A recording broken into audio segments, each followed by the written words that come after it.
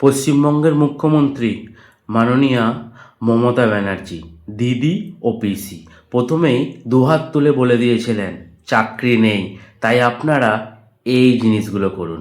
1000 টাকা জোগাড় করে একটা কেটলি কিনুন আর কয়েকটা মাটির ভাঁড় নিন, সাথে কিছু বিস্কুট নিন। তারপরে সপ্তাহে মাকে বললেন, মা একটু ঘুগনি তৈরি করে দাও। এটা মানা যায়। মাকে বললাম একটু ঘুগনি করে দিতে, একটু চা করে দিতে, দুটো ডিম সেদ্ধ করে দিতে, ঠিক আছে। বাজার থেকে কিছু বিস্কুট কিনে নিলাম, নিয়ে গিয়ে রাস্তার ধারে কোথাও কোনো মোড়ে যেখানেও বিক্রি করে কিছু টাকা ইনকাম করলাম, ঠিক আছে।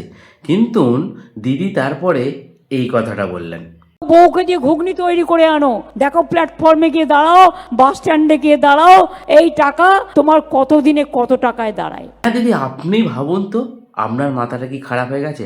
আপনি ঘর সংসার করেননি বলে আমরা কি ঘর সংসার করব না? আমরা কি বিয়ে করব না?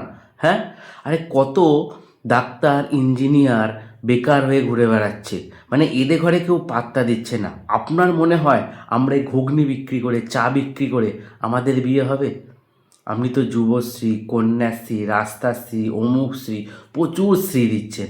একটা করে বউশ্রী দেন, তবে তো আমরা বউকে গিয়ে বলতে পারবো একটু ঘুগনি তৈরি করে দাও, তোমাদের দিদি বলেছে। সেই টাকাটা নিয়ে গিয়ে আমরা আবার বিক্রি করব, সেখান থেকে কিছু টাকা ইনকাম করব।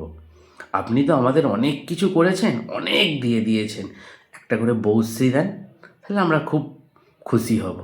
হাম্বা রাম্বা রাম্বা কাম্বা কাম্বা, দুম্বা দুম্বা বুম্বা বুম্বা, বাম্বা বাম্বা। Bye bye tata good bye गया।